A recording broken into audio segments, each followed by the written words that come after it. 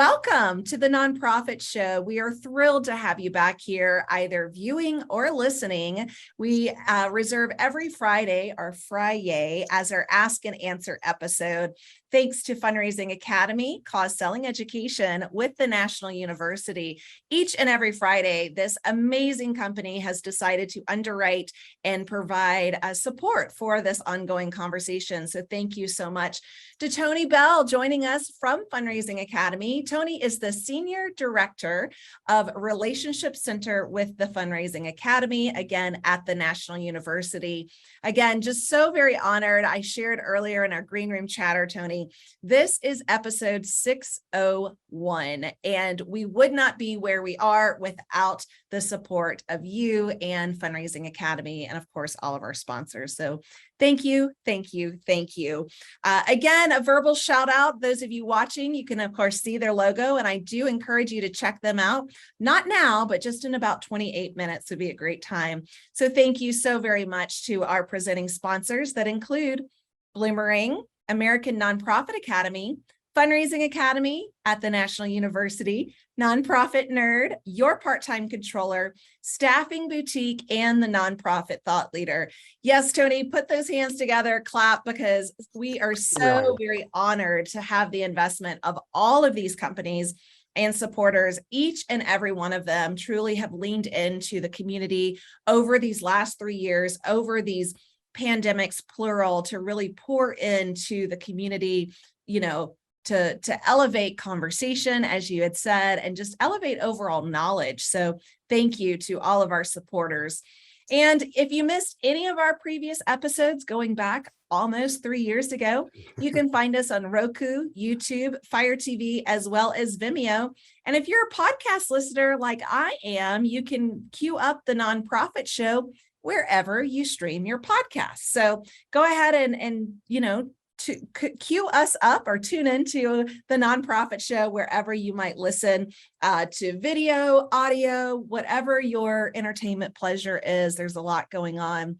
So Tony, so glad to have you back. And again, you know, just look forward to spending Fridays with Fundraising Academy. So how have you been? Tell us a little bit about yourself and what's going on with the university there. Yeah, thank you so much. So the Fundraising Academy, like many organizations over the last couple of years, has really been investing heavily in our digital transformation. So we just recently launched a new online portal.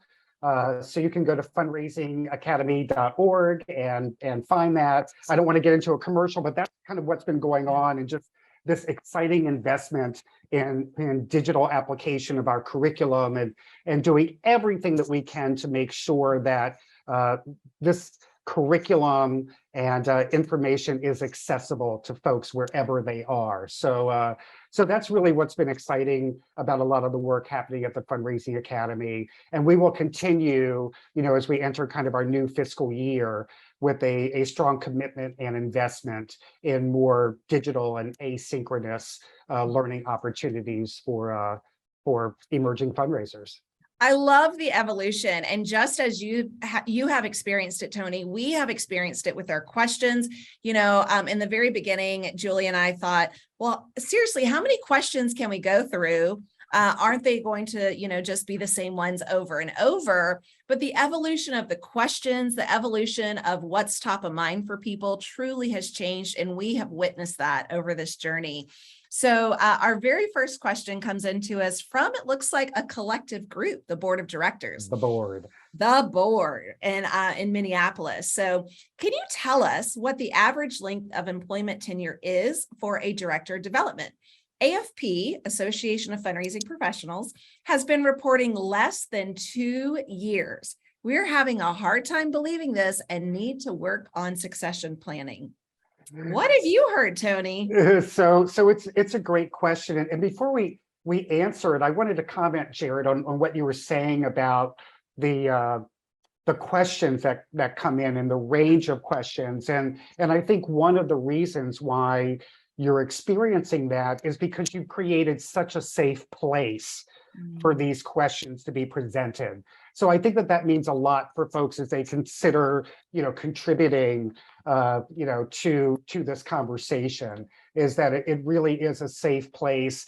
And the Ask and Answer Fridays are typically filled with lots of diversity and diverse voices and perspectives. So so I just wanted to give that shout out, Thank you. and that realization that I think part of the success there really is how you've created this safe place for people to submit questions and initiate these conversations. Well, that's fantastic. So again, thank you for that, Tony. I would say, yes, that's probably the truth. And you know how many unknown we receive. So many people, if they don't want to put their name or they don't want to put their community, we do get those as well. So all safe here. Absolutely. All safe. So with that particular, I'll focus on the latter part of the question, just around the topic of succession planning. And that, yes, even if the average tenure was 10 years for a fundraiser in an organization, succession planning is a best practice. We want, let's be real in this conversation too. There aren't often a lot of promotional opportunities for emerging professionals within a particular organization. And so some of the revolving door that we see isn't necessarily tied to lack of satisfaction, lack of productivity or reaching goals, but really the opportunity to excel in your career and in your profession. And we want that to happen for folks, right? If we're good leaders, we're good mentors, we want folks in our organization to continue to grow. And that often means outgrowing their role within the current organization and having to move on. So just from kind of that lens alone, we should always be thinking about succession planning. Aside from the one that we really wish, and that is that, they hit the lottery and then make a sizable gift to the organization, and then it's a huge win-win for everybody. But I would say what I have seen and heard in conversation is that, yes, 2 years, 2.5 years, if a development professional hasn't already left, they're kind of having that conversation with themselves around, is it time to look? Are there other opportunities out there? So I have heard and seen that. I don't know that through my conversations though, Jared, and maybe you know a little more about this. I don't know that I've seen a common thread among the reasons. Right. I would say I've not either. I love that you mentioned that career trajectory, because I see it all too often, Tony, where there's nowhere for these professionals to go within the organization. Mm-hmm. And succession planning is so very important at all levels, executive, honestly, every position, including your board, right? So the succession conversation should be at your dinner table all the time. It really should be a conversation. And I have seen over my own career, Tony, the last 20 years, so many of my peers, they will start at a large organization in, let's say, a coordinator position. They go to a very small organization as maybe a director, right? And then when they move again, they might go to another, different size, maybe more of a medium-sized organization, and they are a major gift officer. So I really think when it comes to this question, and I love, again, that you really mentioned, that the reasons could vary. So it's not that they're necessarily unhappy at your organization. It could be their own professional desire in growth. And so I've not seen a study like that. That would be a fantastic one, because I know that this 2 years or less is kind of scary, because you think, I just invested all of this time in the person. They've really gotten to know our constituency base. They're doing great work. Now we have to start over again. Yeah, and we all know, the level of investment, right? And having to seek new talent, onboard them. And then as we continue the conversation around the importance of relationships in successful fundraising, then there's also that disruption in Yes. relationships with your donors that you have to navigate, and that takes resources and a lot of times emotional resources to navigate that. So very true. Great response. And I hope that we were able to, help a little bit there. Ruth in Baltimore sends in this question. We have board policies for our board members to execute annually. We have been doing this in our January meeting. It has been suggested that we take this action in December so that we begin the new year with everyone in compliance. Good idea or not? What would you tell to Ruth? So I have to digest this one just a little bit. Thank you, Ruth, for this question. I leaned in. There are some specifics here that I think we're missing in order for me to give a really comfortable answer. So I'll make a couple of assumptions. And so Jared, the first thing I thought about again is the bylaws. What do the bylaws say? Or do the bylaws say that you're voting on these and these are being activated at the January? I'm going to make an assumption the January meeting is the annual meeting, right? Was that? I would make that same assumption with this question. Yeah, so I'm assuming the January meeting is the annual meeting. So there's probably some language in the bylaws that are kind of, guiding the activities that take place at the annual meeting. I think a way to get, because it looks like, and I love that, the proactiveness, right? It's like, how can we get ahead of the curve on this as opposed to kind of waiting until we're there? So there are probably ways that, I don't know, collaborate on those documents. What was it again? I'm sorry, do you mind pulling it back up? No, absolutely. So the policies maintaining and compliant for the board members. Yeah, so if there's policy review, compliance reviews, there's so much technology and free technology that organizations can lean into, right? So that they can work on these collectively as a group, these documents, come to consensus on them prior to January, and then again, based on the bylaws, perhaps these can become consent agenda items in the January agenda so that folks have collaborated on them. You kind of have a consensus through the collaboration on these documents. You present them, before the board meeting as kind of part of the board meeting packet. And then at the board meeting, they are part of your consensus agenda so that it doesn't take up a lot of the time in your annual meeting. Yeah. I hope that I said a lot. I hope that made some sense. It makes sense to me. And it also reminds me of the governance committee. If you have a governance committee, this is certainly something that the members of that committee should have a finger on the pulse throughout the year, not just at the end or beginning of the year. And it also reminds me too, what you were saying, Tony, is that this should also be part of your onboarding process. And so these really should not be new documents to your board. I think it's a great practice, Ruth, each and every year to review these and of course get those signatures annually. But if there's anything that you might want to revisit, as Tony said, when in doubt, refer to the bylaws. That should always be your response, right? If someone says, well, what do we need to do with this? My response is, what do the bylaws say? Right? And I kind of sound like a parrot just repeating that often, but it's, what do the bylaws say? Well, let's refer to the bylaws, right? Like always going to that. It's like, Polly want a cracker? It's like, well, what do the bylaws say? I think we could probably program, I don't know, or not program, but teach a bird to say that. Well, Jared, I'm gonna derail us 100% here, and just the irony that you mentioned parrots.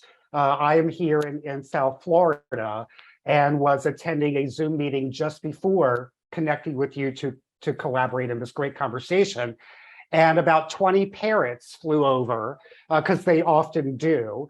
In Yes. South Florida, and about 20 parrots flew over. And because I'm that person, of course, right in the middle of my comments, I was like, oh, parrots. And I watched them fly across. And I Yes. shared with them how, what a wonderful experience that is, to witness that. And I I love said, well, it. thank goodness that didn't happen during the nonprofit show, because I would have interrupted and go, look, parrots. So I did it anyway. But look, here it is. It's come back with that whole squirrel analogy. But imagine if those parrots did say, what do the bylaws say, right? What do the bylaws say? Yeah, it's all in unison. And I do think, Ruth, that is a great thing to remember. And now every time you see a parrot, you will think that, what do the bylaws say? Because staying in compliance, I love that is top of mind for you. I also love, as Tony mentioned, being proactive. Should we do this in December so we're ready in January? Mhm. You might also want to take a look at this on your fiscal calendar. If that's different than, the standard kind of annual calendar that the world revolves around, or at least our nation. Yeah. Yeah, and like you said, kudos to Ruth. I mean, this is good board governance. This is looking at the organization through the right kind of lens, right? The right leadership Absolutely. lens. So thank you, Ruth. It was a great question, and keep up the great work. Yes, absolutely. Mary in Raleigh, North Carolina, this is about a photography consent. So we currently have a no photography policy for all volunteers on our campus. However, we have a lot of volunteers and their companies who want to have their photos taken for posting to social media. These people want to share their volunteer service and promote us as well. So how might they address this, Tony? Have you seen this in your community or through your conversations? Yeah, I have. And again, this is just another great example of just, the variety of questions that come in for Ask and Answer. And I think it's a super one, because you really, we all want to, when I say we, meaning nonprofit organizations, of course, want to maximize brand awareness, exposure, and social media is an excellent way of doing that. There are a couple of organizations that I know that have similar parameters around, photos, because they don't have a photo release, for the folks that they're providing services to, right? If it's a walk-in facility, you don't know who's going to walk in, right? So they really don't, they want to maintain that level of confidentiality for the individuals that they're serving. So they have like step and repeat areas, or little like social vignettes that they've created. So there's a nonprofit here in South Florida where they painted angel wings on the side of the building, and with a hashtag with the name of the organization, and and I can't recall what the phrase is. People stand between those angel wings and get their photos taken constantly, and then post the hashtag. So there are another organization I know just has their step and repeat from their galas that they do. So that like sits in the lobby. And so, there's that opportunity. There's another nonprofit I know that has kind of outdoor recreational space, and they created one of those beautiful like green ivy walls with just, words that kind of pop out like, beautiful and you're amazing, and, and then the organization's logo. And so you can do a selfie there. So there are lots of creative ways to create these social pick opportunities without having to jeopardize the confidentiality of who you're serving. I love that response. And I've seen that more and more myself, and it's great to see, and I think creating that space that's safe for the client, safe for the volunteers, for the overall community. And I love, maybe even if it's outdoors, then you have the ability for other people, to use that. So what a great idea with the angel wings. And then don't forget that hashtag, right? Like use that opportunity, of course, as a way to connect and promote. So Mary, I think these are some fantastic opportunities. Not quite sure knowing your mission, but maybe that there was an idea in there that you can use ways for your volunteers on campus to, meet the expectation that your companies and individuals are looking for. So great response there. I love it. Great, thanks. Yeah, absolutely. I've So also seen, but I've also seen butterfly wings. So I've seen the yes, angel wings yes. and butterfly wings. I think those are the only two that I've seen. Yeah, no, I think that's fantastic. There's some great opportunities. Well, we have this one coming in from Lincoln, Nebraska, Louise Okay. and Ray. How do you feel about our marketing and communications team sending press releases about major donor gifts and grant wins? We are having mixed opinions on this topic internally.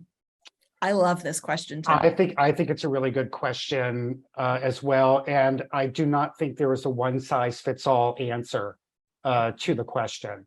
So if let's start with major gifts. That's a conversation you need to have with the individual giving the major gift around their comfort level with that type of, just of public awareness, of the gift. Some folks are just don't want that level of exposure. Yeah. So I would start there.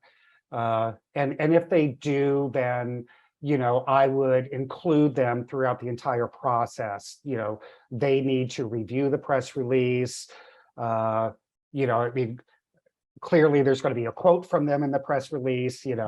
So just keeping them involved, making sure they understand the outlets that the release will be sent. How is the release being distributed?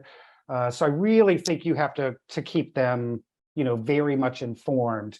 But the first question is, how may we or may we not share information about your gift? Yeah.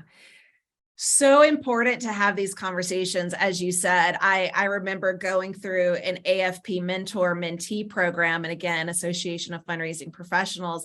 And we essentially had this same conversation, and it was more of this, this ethical dilemma. And what had occurred is the donor had made a very large gift, very sizable, transformational. The organization did not talk to the donor, Tony, and instead had a sculpture created and erected, and they completely unveiled the sculpture without sharing with the donor. And you can imagine, as your face expresses, it went sideways very quickly.